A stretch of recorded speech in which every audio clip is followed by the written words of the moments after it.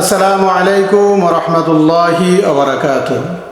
প্রিয় ভাই ও বন্ধুগণ, যারা আমাদের সাথে রয়েছেন দূরে অথবা কাছে, দেশে অথবা প্রবাসী, আপনাদেরকে জানাই আমাদের পক্ষ থেকে আন্তরিক মোবারকবাদ ও শুভেচ্ছা। প্রিয় ভাই ও বন্ধুগণ, আমার দু একটি আমলের কথা বলবো।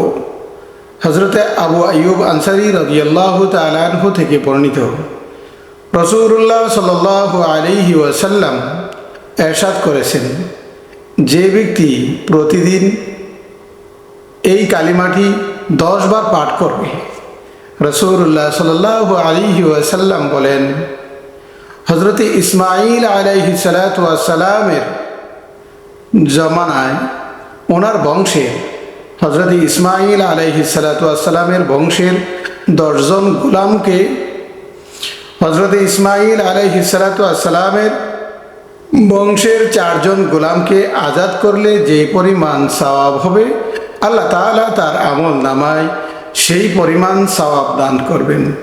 আমার ভাই ও বন্ধুগণ, ছোট্ট একটি আমল, একটি কালিমা, এটি পাঠ করতে পারলে ইসমাঈল আলাইহিস সালাতু ওয়াস সালামের বংশের 4 জন গোলাম আজাদ করার সমপরিমাণ সওয়াব পাওয়া যাবে। সুবহানাল্লাহ, কত বড় ফজিলত!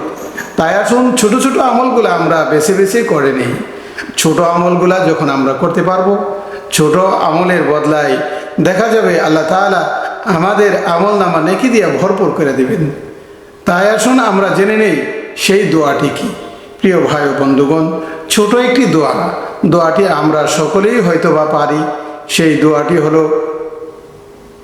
লা ইলাহা ইল্লাল্লাহু ওয়াহদাহু লা শারীকা লাহু লাহুল মুলকু ওয়া লাহুল হামদু ওয়া হুয়া আলা কুল্লি শাইইন কাদির।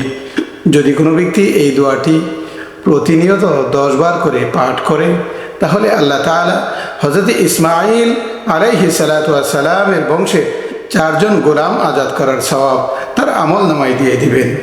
আমার ভাই ও বন্ধুগণ, এত সওয়াবের কাজ কে করতে না চায়? তাই আসুন আমরা এই আমলটি করি। আল্লাহ রাব্বুল আলামিন আমাদের সকলকে এই আমলটি করার তৌফিক দান করুন। আমিন।